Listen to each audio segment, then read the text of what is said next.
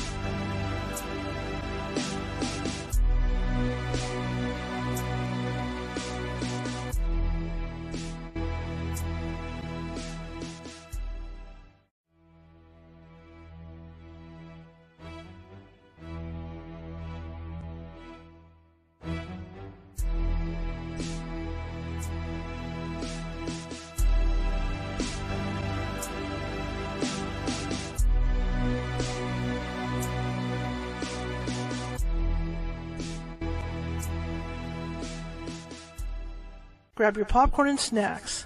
Find a comfy spot, take a seat or lie down, and let me transport you to a place of fantasy, ghost stories, ancient legends, odd creatures, alien encounters, and other magical topics. You may even decide to join the conversation. From faraway lands to your own backyard, with a small dash of pixie dust. Turn out the lights and open your minds. The journey is about to begin.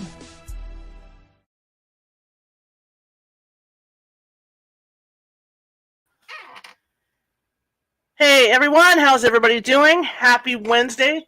It's hump day, right? Is that what they call it, hump day?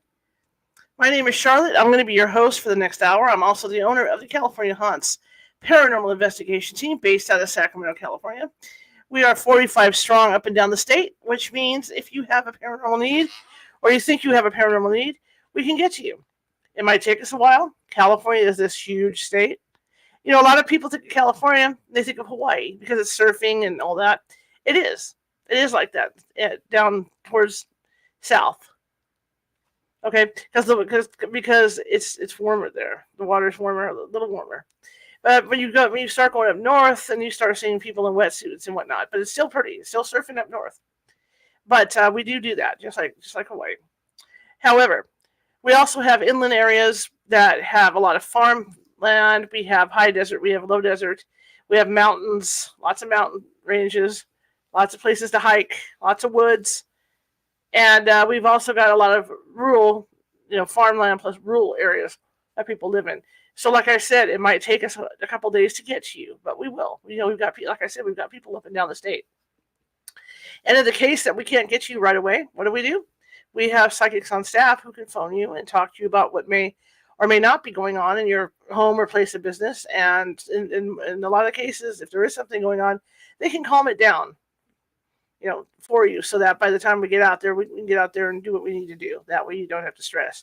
But it never takes us more than 2 days. 2 to 3 days to get out to you. So, just to let you know. Welcome. You can see I got my pumpkins back here. They're all lit up and ready to go. I'm having fun with Halloween, starting to get into Halloween. I hope you are too. Normally, we would be hosting a bunch of events this time of year. The team would, but we're kind of taking a step back this year. But we'll definitely be back next year doing that stuff, so you guys can look out for some ghost tours and things like that. Alrighty, that being said, if you're watching from Facebook today, a lot of you are, and you like what you see in here, please be sure to hit that follow button if you haven't done so already. It's free, we'll let you know when we have videos and stuff coming out, especially this show. Also, if you are watching from Facebook, show us some love.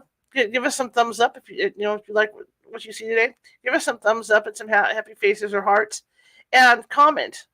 Feel free to comment in the chat room, because what that does is that triggers Facebook's master computers, and that puts us in the FYP, and so it gets us out to more places and more people. Okay. Also, if you like what you see, share us. Yeah. If you got somebody in the house, hey, there's this little show out there I want to show you. It's that easy. But yeah, hit that share button. We're always looking for more followers. Same thing with YouTube. If you go over to YouTube, if you're watching from YouTube, give us some thumbs up, show us some love and all that. Same thing with commenting, because YouTube sees that, and same process with the FYP. All right. So yeah, and if you haven't done so already, please subscribe. It doesn't cost anything. I've got a subscription goal. I would like the greatest Christmas present in the world would be to hit that 1,000 subscriber mark on YouTube. If you guys could do that for me, that would be so cool. Totally cool. So you can tell I'm from California, right? Totally cool. So yeah, so that would be great to hit that subscriber mark. And it doesn't cost anything to subscribe. In fact, if you subscribe, or even now, check out the site first if you're kind of backpedaling about subscribing. Because if you take a look at it, there's more than 794 videos over there, all of this show. And there's every topic you can think of, paranormal and non-paranormal, because my real job is newspaper reporter and press photographer. That's what I do, right? But that being said, tomorrow's guest reflects that, because that's a totally non-paranormal topic tomorrow that we'll get into later. But yeah, check it out. And it's overwhelming when you get on the front page and you're looking at our videos. It's overwhelming. It gives me a headache. I've started to put things into files under categories. So like our guest tonight, I will put him under the UFO alien files, alien abduction files. Nancy Matz has her own file.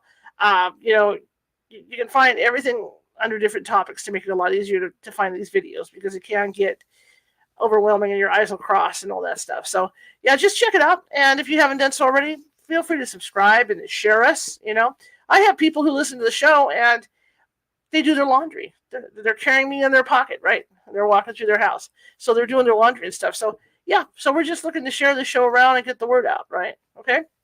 All right, that being said, we are broadcasting tonight from YouTube, and you can find our group on Facebook under California Haunts Radio, California Haunts, or my name. You can find us over at Instagram under Ghosty Gal. That's all lowercase. You can find us over at TikTok under California Haunts. We're on Twitter under California Haunts. And we are on Twitch as Cal Haunts. And we are also on Threads. So we're over at Threads. So we're all over the place. And YouTube. That's youtube.com/@ California Haunts Radio. Okay. Now, tonight's show, I'm really excited to have this gentleman on, Professor Kevin Knuth. I hope I said his name right. Last names. Because I am really into UFO, UAPs, UFOs, however you want to call it. And I'm fascinated by the technology that they use. You know, I'm fascinated. I've seen a few things in my life, and I've seen things shoot straight up in the sky and disappear. I've seen things shoot, horizontally and disappear. And the trying to figure out the tech they're using fascinates me. I mean, I'm like everybody else. I watch Star Wars. I watch Star Trek. So, it's always a buzz to think, well, maybe there is something like warp drive out there, which there probably is. But whoops, sorry about that. But I'm just saying, So my guest tonight is going to be talking UFO tech, and I'm really excited. So I want to go ahead and bring him in, and we can get the show on the road, okay? Here we go.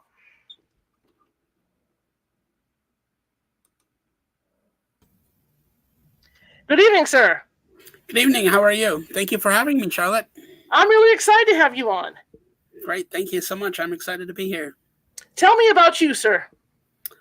I'm a physics professor at the University at Albany in Albany, New York. And my research as a physicist is comprised mainly of studying exoplanets, planets orbiting other stars. We work on ways to detect planets around other stars and characterize them. And so that's a good bit of what I do. And I also do some theoretical work. So I do some theoretical work in quantum information as well, and trying to understand the foundations of physics, basically where the laws of physics come from, why they are the way they are, and not some other way. And that's what I mainly focus on. Absolutely. Studying UFOs or UAPs. UAPs, we'll call them UAPs. Well, it's absolutely fascinating stuff. Now, when you look at I know they keep changing on us, right? UAPs. I get yelled at all the time from people. Don't call it that. Don't call us abductees. Call us contactees. I have notes over here to remind myself of this stuff. What got you interested in studying UFOs and UAPs? We'll start out that way. Yeah, that goes a good ways back. I mean, I've always been interested in UFOs and UAPs, or UFOs especially. When I was 12 years old in 1977 when Star Wars came out. So that had a huge impact on me, and of course Star Trek did too. And growing up, and I barely remember the moon landings. I was about 4 years old when Apollo 11 first went to the moon, and I do remember that. And so I've always been interested in space and space travel. And back in 1977, when Star Wars came out, you also had the TV show In Search Of with Leonard Nimoy was on it, and he often covered UFO cases, and I always found them fascinating. And so I was always interested in the topic. And it was mainly when I went to graduate school. I grew up in Wisconsin, and I moved to Montana to go to graduate school in Bozeman, Montana at Montana State University. And so this is September of 1988. And there was in the first 2 weeks I was there was a cattle mutilation in Bozeman where 2 cows were killed. And it was a classic, now that I know about cattle mutilations, was a classic cattle mutilation case. The skin around the jaw was resected, the tongue was removed, the lips were removed, the inner ears were removed, the eyes were removed, the sex organs were removed, and this was all done with surgical precision. And one of the cows had basically like a core sample, a cylindrical hole punched through it. So just a cylindrical hole missing. I don't know who takes a core sample of a cow and why you would do that. But so that night in Bozeman, there were numerous UFO reports in the sheriff's office. So the next day when these 2 dead cows were discovered, this was all over the news. And of course, the news people were panicked, worrying about aliens and possibly Satanists, right? So these are the 2 go-to explanations for this sort of thing.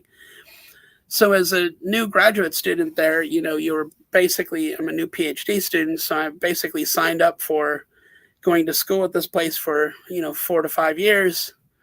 And me and the other new graduate students were nervously discussing this in the hallway in the physics department. We're just basically trying to figure out what kind of place we just all moved to, right? I'd never, growing up in Wisconsin, I've heard of cow tipping, but I've never heard of cattle mutilations. And cattle mutilations may occur in Wisconsin. I don't know. I haven't really researched the topic, but so we were very vigorously discussing this in the hallway, and clearly had disturbed another professor down the hall who came out to find out what we were talking about. And he wasn't very reassuring. He listened to what we were talking about. And he goes, "Yeah, well, this happens from time to time, and no one ever really figures it out, and people then forget about it until it happens again." So it wasn't very reassuring. But then he said, "But what's really strange is I have friends who work at the up at Malmstrom Air Force Base up in northern Montana, where they keep the ICBM missiles, our nuclear missiles. And they have problems up there with UFOs flying over our missile sites, shutting down our nuclear missiles.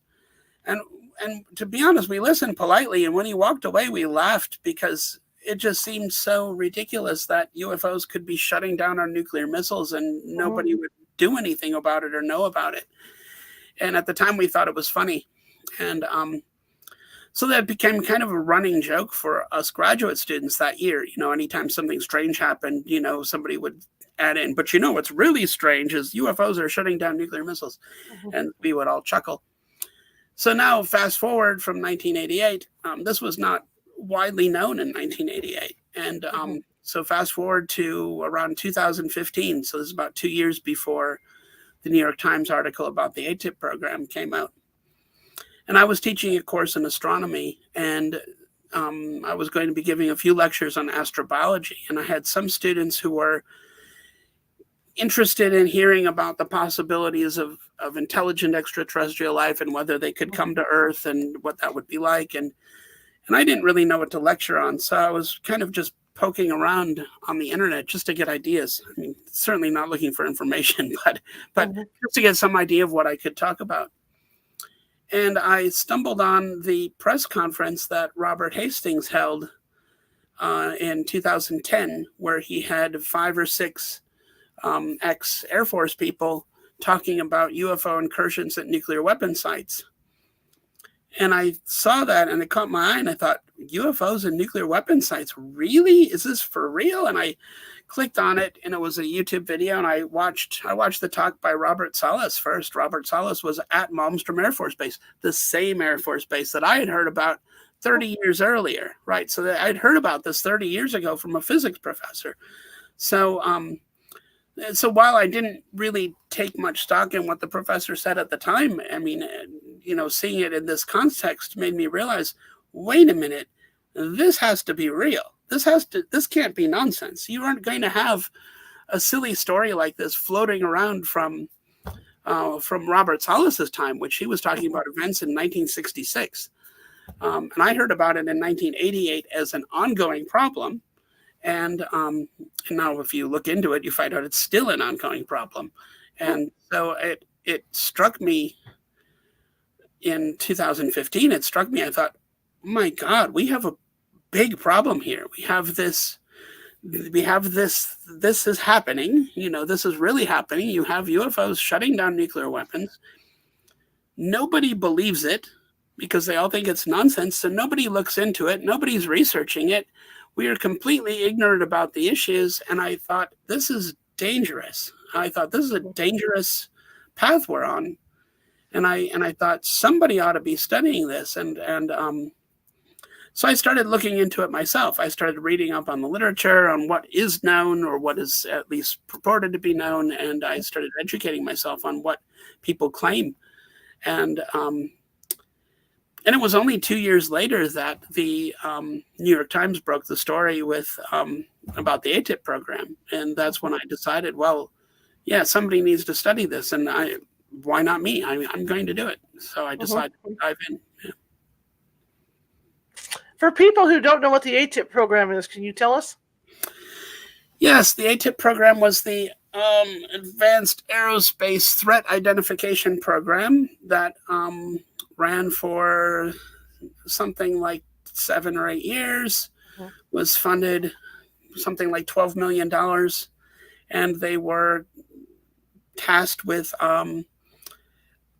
looking at UAPs, UFOs, and identifying whether there was a threat there. And that's what they were tasked to do. And the fact that this was actually going on in secret and was then revealed by the New York Times article, along with the disclosure of several videos that were taken by the U.S. Navy, was rather shocking. It was shocking to find out that, wow, this is actually real. I mean, our government's really looking into this. There's at least somebody in the government's worried about this. And we find out now that there's much more concern, that it's a much bigger problem. The Navy went on to change its reporting regulations so that naval officers and naval pilots can report encounters without fear of being ridiculed or losing their pilot's license or whatever might happen. And the Navy went to Congress and said, look, we're having problems. It turns out that they were having, around 2015 or so, they were having near daily encounters with these objects. And we were, the USS Roosevelt stationed in the Persian Gulf, conducting bombing runs and forays into Syria. And they have to fly through past UFOs to get to the war zone. So you've got pilots who are encountering UFOs on the way to perform a mission, and they're flustered. You've got these objects are flying at their planes at 5,000 miles an hour. In one case, I heard the object flew up to the plane and did barrel rolls around the cockpit and then took off. Wow. So you can't have pilots, conducting wartime operations with that going on. I mean, that's right. That's really just not. That's a huge safety hazard. And so we became, the public became aware that there's some real air safety problems with what they now more gently call UAPs. And that name was changed because they were unable to get the attention of anyone in Congress if they used the word UFO. So they came up with a more benign phrase. The phenomenon's not at all more benign. I mean, these are flying objects. These are flying objects. These are objects that are at times harassing our pilots and really posing hazards. Well, even during World War I, there were reports on both sides. And the comments were that they thought that they were World War I, World War II, yeah, World War I, World War II, Korean War, Vietnam War. This seems to be the situation, is that the activity and the aggressiveness of these objects has been, they do appear in greater numbers during wartime situations, and they in later years have become more and more aggressive. So it's not clear what their intentions are, what's going on.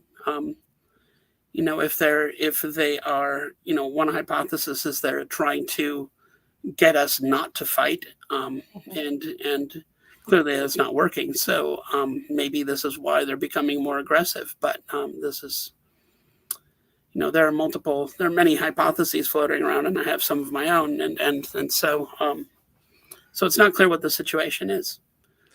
Do you think that the government is already handling this? That they don't know a lot more than what they're releasing. I think that the information is very compartmentalized, probably across multiple agencies. There is no such thing as the government, right? There's multiple agencies. And these agencies don't always talk to each other well. They don't even play nice together. So we often say the government, but that's not really an accurate statement. You've got multiple agencies who have probably had multiple programs studying these things. And these programs are classified, so there is no sharing going on. And I think this is what Congress has been trying to fix. And so while some agencies and some programs may have some information, I think in general that information is just not had by all, right? I mean, you don't have a general idea of what's going on.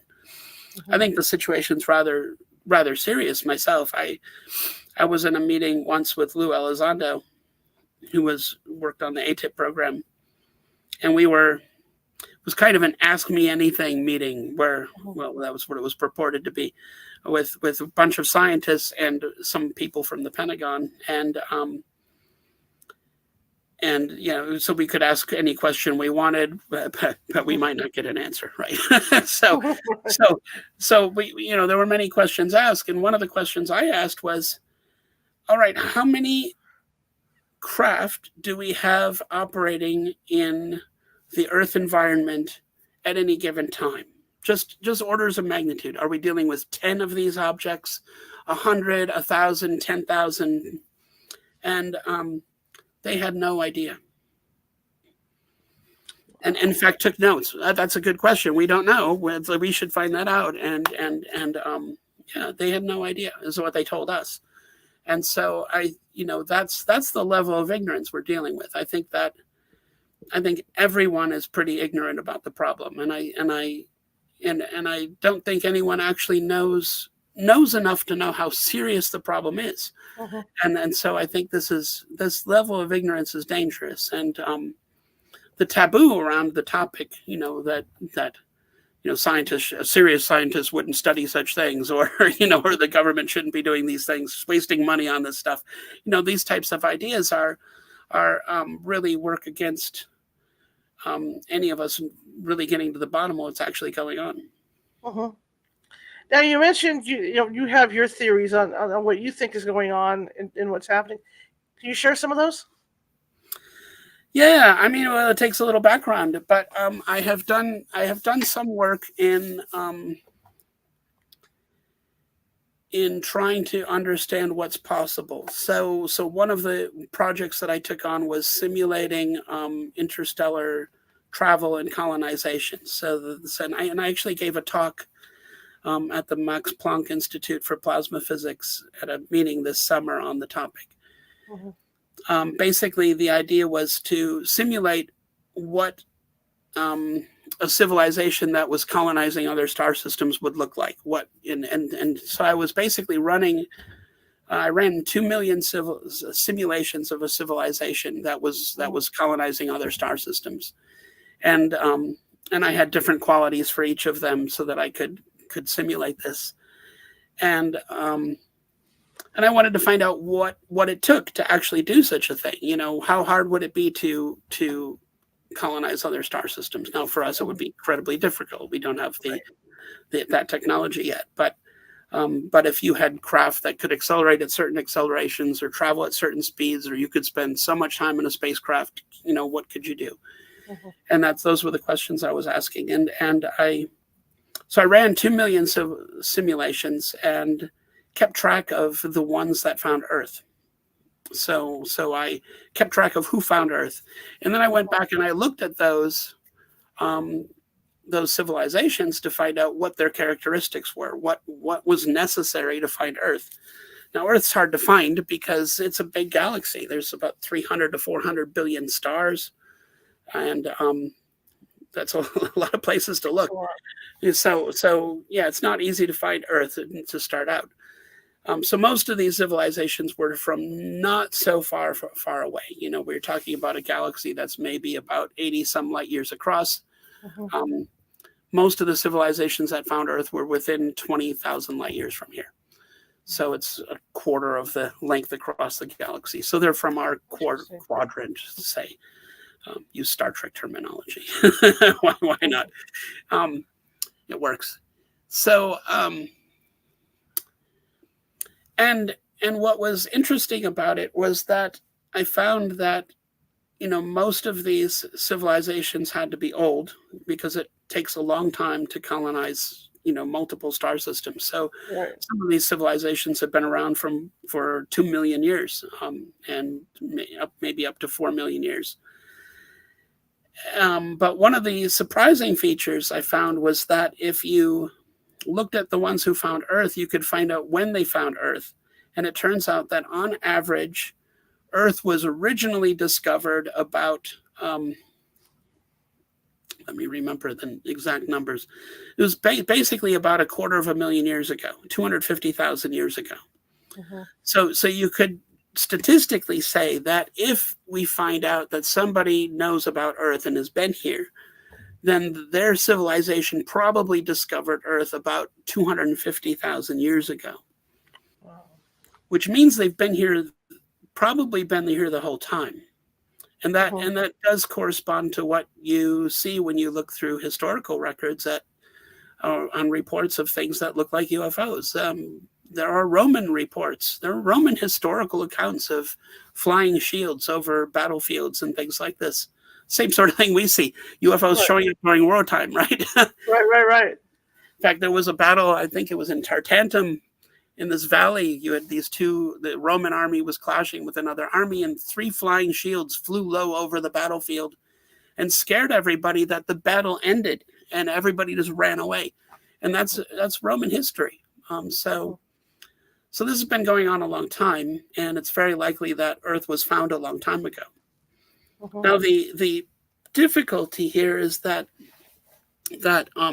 if you imagine that that Earth was found by some civilization that had been colonizing star systems, and what we mean by colonization can be different for different civilizations. So there could just be research bases here or something like that, or way stations.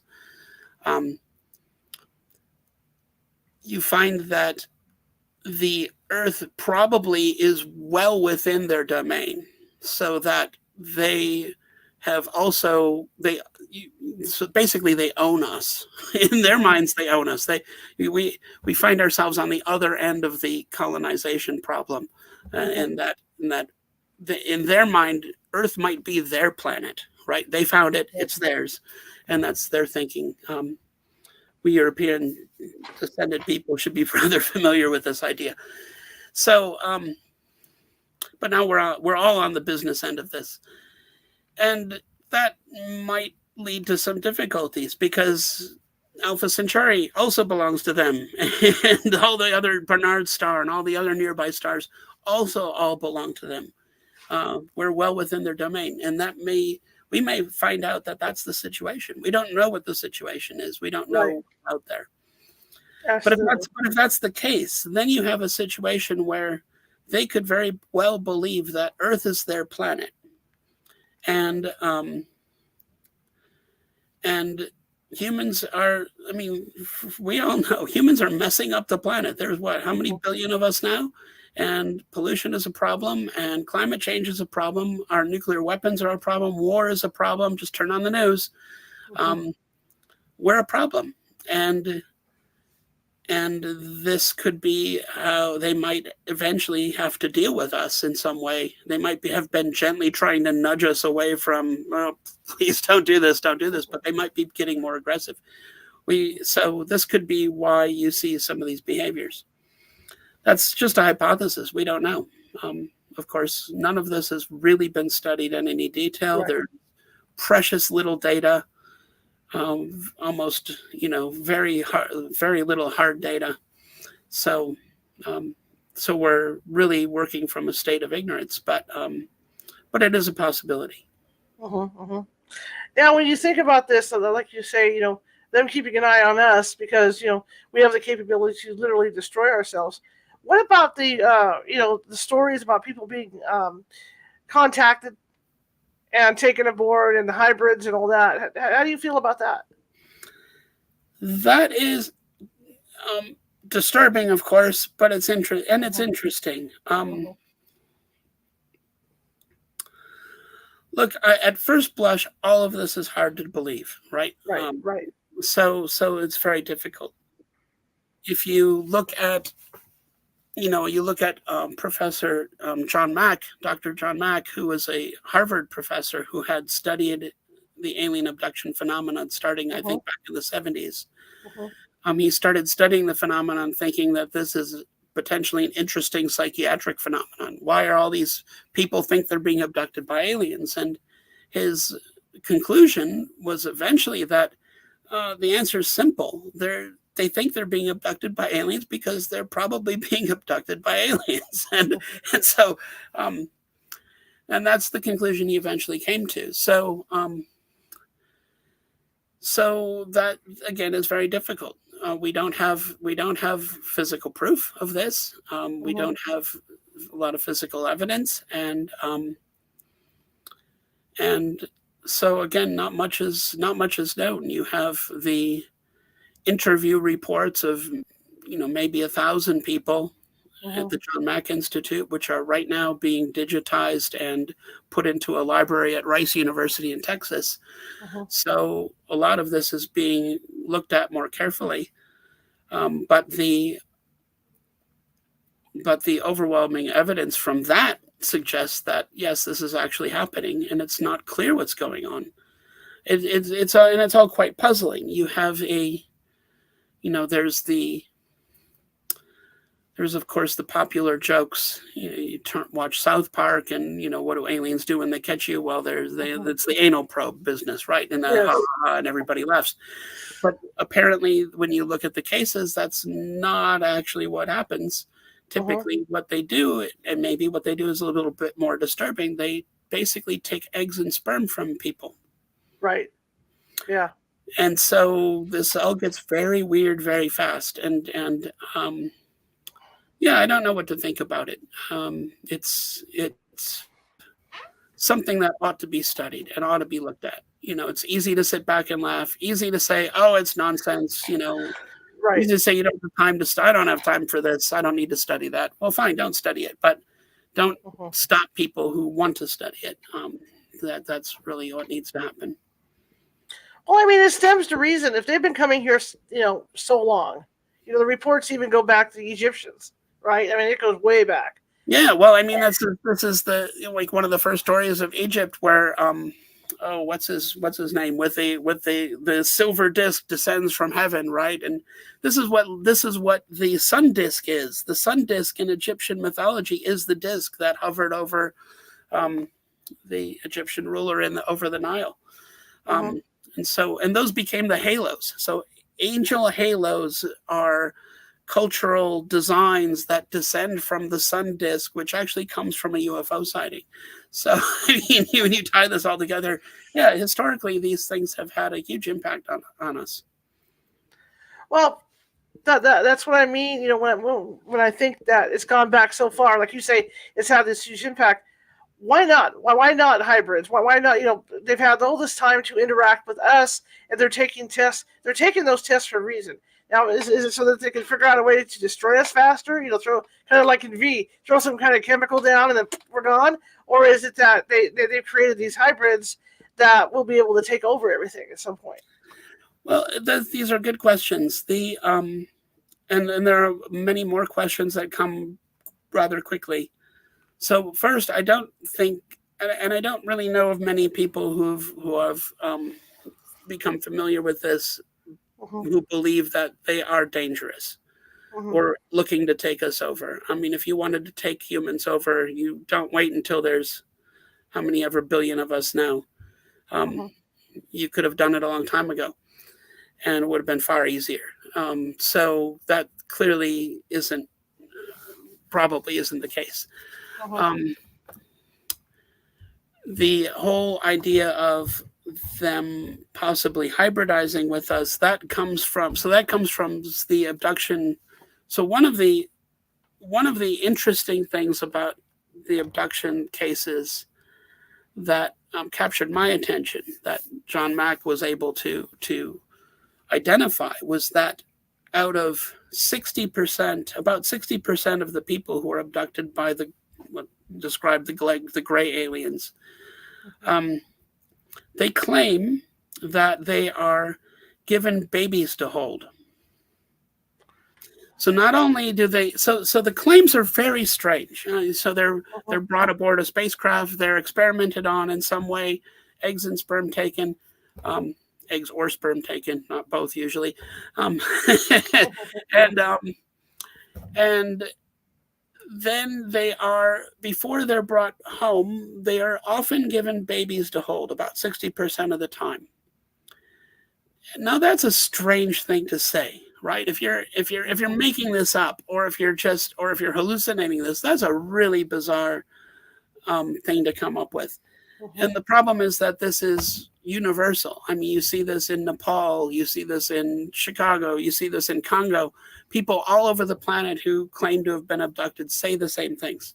So, and this isn't widely known, or wasn't at the time widely known. So it really gives credence to what's going on. And I think that's one of the things that compelled John Mack to realize, no, there's actually something happening here. Now, the problem with this is some of the babies are said to not entirely look human. So one of the things, if you're going to be growing human babies need human contact. So that's important for a baby's development. And so clearly, if they're going to be trying to create their own humans, they need to have those humans have human contact. So clearly that's going to have to happen. And that matches with, so that idea matches with what people report. What is strange is that not all of these babies are said to be human. Some of them are said to be hybrids, or thought to be half human, half alien. And that's difficult, because the only way you could hybridize with another species is if you're closely related to that species, right? You aren't going to have a human, you can't go to the lab and make a human starfish hybrid. That's not going to work. So genetically, they have to be similar to us. Moreover, you'd also have to have the same type of genetics. You'd have to have this code, your genetic code stored the same way. You'd have to use DNA. So these, what we're calling aliens, would have to have DNA. That's Earth life. Earth life has DNA. It's not clear that other life forms in other star systems are going to even have DNA. And so that's really strange. And that suggests that there might be something even stranger going on here. These, what we're calling aliens, might not be that unrelated to us in some way. Right. So in fact, you can see that this realization has hit, has changed some of the terminology. If you go back to even looking at some of the congressional reports on when they were starting to look into this, there were suggestions that some of this is extraterrestrial technology. They would use that term. That term is not used anymore. Now it's called non-human technology. Right? It's not clear that they're not from here, and I think is the problem. So it's possible that these, what we're calling aliens, flippantly, might actually be from Earth as well as us. We know that UFOs have some affinity toward water. There are often UFOs seen going into water, coming out of water, UFOs seen underwater even, and detected by submarines. So it's possible that they live here on Earth. So you could have a case where you've got non-humans from another planet who discovered Earth, who are living here on Earth underwater, maybe some underwater research station or bases or something like this. They could be non-humans that evolved here with us, and we just never realized that they were here. So they might actually be from Earth as well, and we didn't know it. That's possible. We're very ignorant about what is in the oceans, and So that's a possibility. You also have the possibility that they are somehow related to humans. Maybe they branched off from humans at a very early stage, and they're um, some other kind of humans who we had, just haven't had contact with. Mm-hmm. And this, historically, this wouldn't be that far out from things like fairy stories and things like this. Right, Fairies right, involved in right. fairies and child abductions and things like this. Abducting people. That's all. They're very similar to the UFO stories. So there's some interesting similarities there too. So it's not clear what we're dealing with. And then there's the other hypothesis that they might be humans from the future. Mm-hmm. It could be time traveling humans. So these are time traveling humans that are coming back into time to get more diverse DNA or something. You could have that happening. Mm-hmm. So we are sadly entirely ignorant of what's actually going on, Mm-hmm. and we have these little stories that we've kind of little descriptions or stories that we've kind of latched onto so far. That these are aliens, they discovered Earth, but we don't actually know that. We don't know what the Mm-hmm. situation is. Yeah, but don't you think, after all these years and with all these agencies involved, these government agencies involved, that somebody has to know something? They're just not telling us. Yeah, I know that people know things, and I know some scientists who have worked on like as David Grush said, and I think he's absolutely correct. Mm-hmm. We have craft in our possession that we have worked on. We have biological specimens, or and that actually worries me, because I think there's a bigger question here. The um, if you had a crash craft, or you have a craft recovery, Mm-hmm. what if some of these beings survived? What happened to them? Right, right, Where are right. they? Where are they? Who kept them? I mean, are they? I mean, if they're from another planet, then we've basically got prisoners of war, because that would be an act of war. Because it's not clear that we didn't bring these UFOs down in some cases. Right, So right. that would be an act of war, and we might actually have prisoners. And so this is all against the Geneva Conventions, and Mm-hmm. also, and then morally, you worry about these beings. I mean, you crash in one of these craft, you're screwed. I mean, Yeah, it's you have no future. There's no hope of going home. And nobody knows you've been captured, and it's so I think there's bigger questions, and I think these questions are going to eventually come out, and I think that some of these agencies have done things that are illegal and unconstitutional and problematic, and people are afraid of going to jail. I mean, that was one reason why Congress had put through some laws to give whistleblowers some kind of protection, because that not telling Congress about this and holding some of these creatures prisoner or whatever they've done, is clearly illegal and mm-hmm. immoral, and it's a problem. As a physicist, now, when you think about these aliens, being able to travel from galaxy to galaxy, what type of propulsion are we talking about? I mean, like you say, you get Star Trek with the transwarp drive. You got Star Wars with whatever they're using, in the movies. What would it take for them to travel?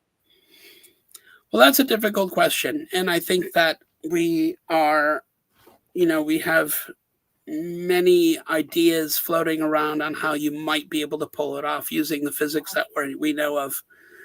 But in looking at the behaviors of some of these craft, the physics seems to be entirely foreign in some cases. Mm-hmm. So I think that it's very difficult to say exactly what's possible and what the situation might be. Mm-hmm. Could they be warping space-time in some way? I mean, I wouldn't know how to do it, and most physicists wouldn't know how to actually pull it off. I know theoretically what needs to happen, but that would be one explanation for the very high accelerations. We measure accelerations between in the Nimitz case, where you had the Tic Tacs dropping from 28,000 feet to sea level in 0.78 seconds, those accelerations are on the order of 5,000 Gs, 5,000 times the acceleration of gravity. There's nothing, your equipment isn't going to survive that. Your craft isn't going to survive that, much less any organisms inside. So it's not clear how that's possible. But if you had a gravitational acceleration or you were warping space-time, then you might be able to do something like that. So that's one possibility. Wormholes are another possibility. That's a theoretical possibility that's been probably more discussed and more prevalent in our fictional stories and movies that are trying to be realistic. Look into using wormholes. So that's a possibility there. And it's hard to say. This is where, as a physicist, I want to collect data, and I want to have good observations of these craft, take lots of measurements, look at the electric and magnetic fields and gravitational fields and see what you can measure and try to get some idea of what's actually going on. And the other thing too, not only are we talking about propulsion systems, we're also talking about materials that these crafts are made out of to do all that traveling. Because we have to put all that, we have to put all that special coating on the space shuttles just to get through the atmosphere, so it doesn't burn up. Same thing with the space capsule. So I'm going to say space capsules because that's what we're going back to. The space capsules. Yeah, well, we're going to have them again when we go back to the moon in 2 years. So yeah. So that's interesting.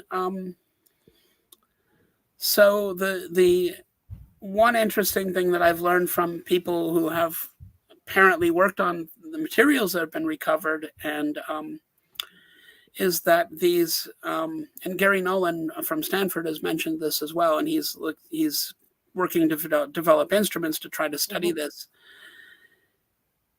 is that these guys, whoever these peoples are taking materials and they are doping them with different types of isotopes, which is something we don't do. We're starting to.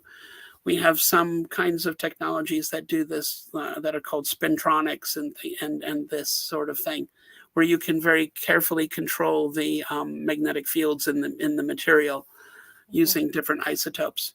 But we're just learning how to do this now. But apparently this is seems to be a common feature of their materials. You'll find some ceramics will be doped, ceramic type stuff doped with uranium isotopes or something.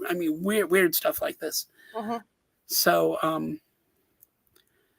it's strange, yeah. And so their materials seem to be very different than ours.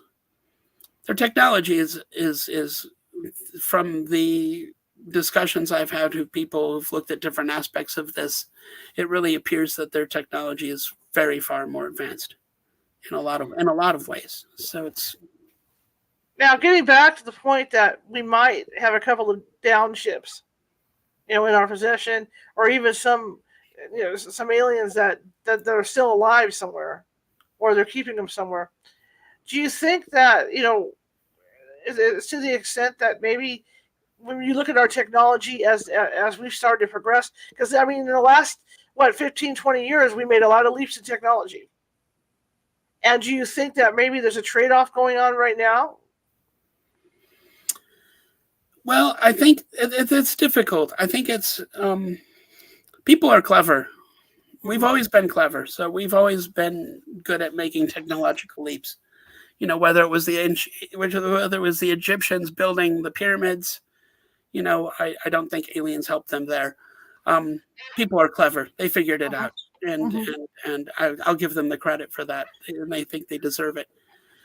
But there may be cases where we have had some technological advances already from this type of tech. One of the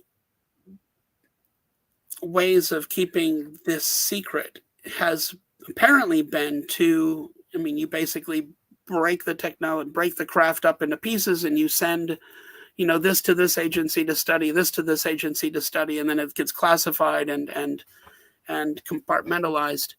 But the best way to handle that, the best way to keep it secret, is to send it to a private company. So you send some to Lockheed Martin or Boeing or somebody. I'm just naming these randomly. I don't actually know. Right. So you send these to private companies, and then what they learn becomes proprietary. And so you can't FOIA it from the government. You can't get that information back. That belongs to the company. And so this is something that I think Congress is dealing with right now and trying to figure out how. There was part of that was some of the discussion in the latest congressional hearing is what companies got materials. And David Grush, it might have been AOC who had asked that and question. It was a very good question. And David Grush said that he would get her a list. He would give her a list of the companies that were given materials. And so, Congress is now looking into how can they get this information back? I mean, how does the rest of us learn what other people have learned from this? But it's a great way to keep it secret. I mean, you just spread it all out, compartmentalize it. So anybody who knows anything just knows one tiny piece, so they can't tell the whole story. So there's no big story to tell. Do you think that the population in the U.S., we'll just look at the U.S., do you think that they're ready for disclosure? That people are ready for this? Or maybe that's why the powers that be aren't releasing this stuff, because they're afraid that people will panic? It depends on what is going to be disclosed or what has to be disclosed. I think that from my experience, most people don't seem to have the bandwidth for it. And you can put David Grush on the stand and have him testify that they have crashed craft and alien bodies, and the news barely picks it up. Nobody cares. I think because we're just being bombarded. Very often we're being bombarded by nonsense from our own political system. There's a lot of nonsense going on, a lot of stupidity. And I think people are just saturated at this point. So I think aliens, whatever, I got stuff to do. I think that's what's really going on. But I think that it's, so I think originally the fear was that people would panic. That hasn't happened, and that's not happening. And people just don't care is what seems to be happening. But I think that we really haven't gotten a consistent story yet, or a solid story yet, from anybody. And I think that when that happens, then the situation might change. And it might actually depend very much on what needs to be disclosed. Another thing that, if people are actually being abducted and experimented on, that might make people panic.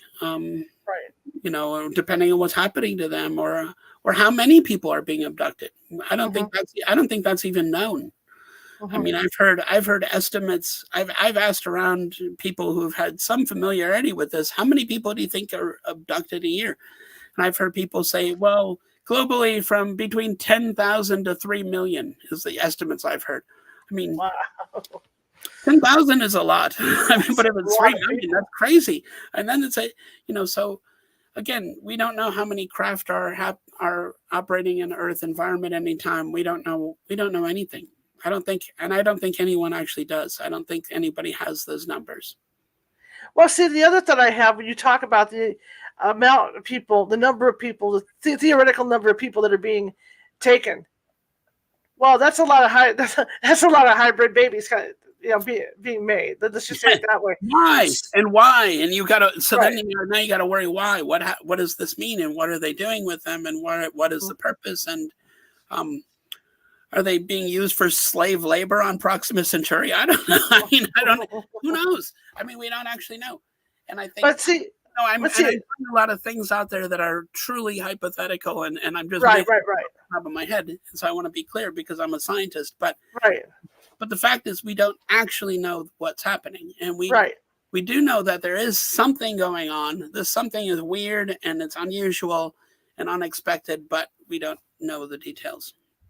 And the other thought I had along that line was, for all we know, because they've been here for a long time, okay? I mean, that's the theory. They've been here.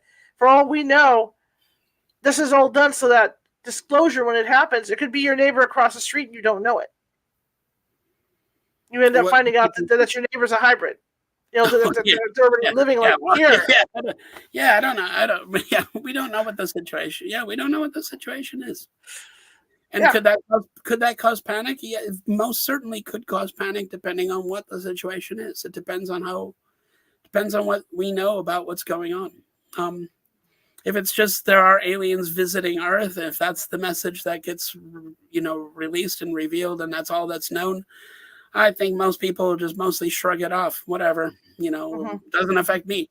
So I think that's going to be fine. But I think if it's a more difficult message, that could cause problems. What do you hope happens? I hope that there's some kind of disclosure. I think that people need to know what's going on. I think that you've got a long history now, 80 years plus, of people who have seen these objects in the sky, who've lived their lives with ridicule or feeling ashamed about having seen these, and be honest, at this point they're owed some kind of apology, because they were right, and I think at some point we're going to have to deal with that. So let's say we still don't have evidence, like on the order of actually seeing crash craft or bodies. So we don't actually know this yet. But if David Grush is correct and what he's saying is correct, if that's the situation, then people are owed an apology. They're owed an apology from the authorities. They're owed an apology from scientists who didn't see this coming or didn't even think about it or thought it was nonsense. And I think that there needs to be some kind of reckoning on why did the people in charge all get this wrong. That's got to happen at some point, and probably won't, but because that's how things work. Nobody wants to be held accountable for what they did wrong, right? But and then let's say that there have been people who have been abducted. Those people need some kind of apology too. I mean, these people have been living with trauma. And those events are traumatic, and John Mack recognized that and talks about that, and those people need some kind of support and assistance and security, and I think that's important too. So I would like to see those things all happen. I would like to know what the situation is. Am I going to be comfortable with the situation when I find out what it is? I have no idea. It could be benign. It could be incredibly uncomfortable. I don't know. But I think I'd like to think that it's always better knowing than just being ignorant. Sir, it's been a fun hour talking to you. I've learned so much. This has been great. So much. Absolutely great. I hope I didn't pick your brain too much and irritate you, but I mean... No, not at all. I mean, they're all important questions, I think. And I think they're questions we're afraid to ask, and we're afraid to talk about the possibilities. And I think that, and as a scientist, I sometimes worry about talking about this and worrying about what my colleagues are going to think. But the fact is that we have not studied this topic. We really don't know what the situation is. And I don't think that anybody who claims that, I'm sure it's all nonsense, they're all balloons, no, that's wrong. We know that that's wrong. And we know that it's not that simple. There's something interesting happening here. There's something possibly important happening here. There's certainly flight hazards. And so something has to be done. And I think that it's important to do it. How can people find you, sir? My website. I'm at the University at Albany. I'm a physics professor there. And so you can find me on my university website. Okay, fair enough. Thank you so much for joining me tonight. I really appreciate it. I learned so much. Love to get you on later on down the line and talk to you some more about this. I would love it. I would love it, especially if I knew more. All right. Well, sounds great. You have a great rest of your evening, sir.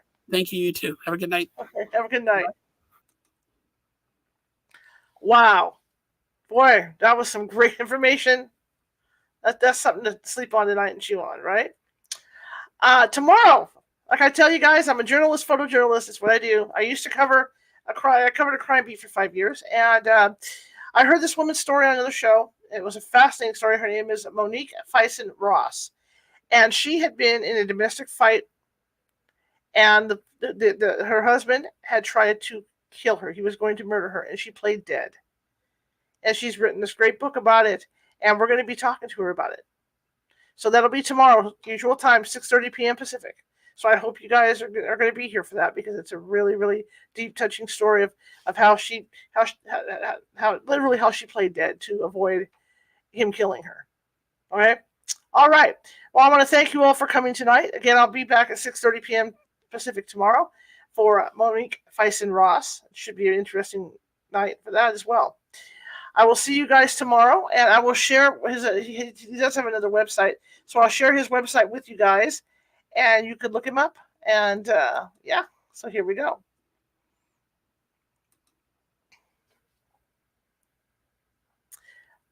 Again, when is it coming up? It's going to be one of those days. There it goes. Okay, again, he's with that, like he said, he's with the university, but there's also a site called knuthlab.org, KNUTHLAB lab.org. All right, really quick before you go. If you like the show, share it with 5 people. If you hated the show, share it with 5 of your enemies. We're equal opportunity here at California Haunts Radio. So we're just trying to get the word out about our show. And like I said, I'm trying to just push to get more subscribers by Christmas. Maybe hit that 1,000 mark. All right. Again, I'll see you tomorrow, 6:30 p.m. Pacific. Have a great evening, everybody.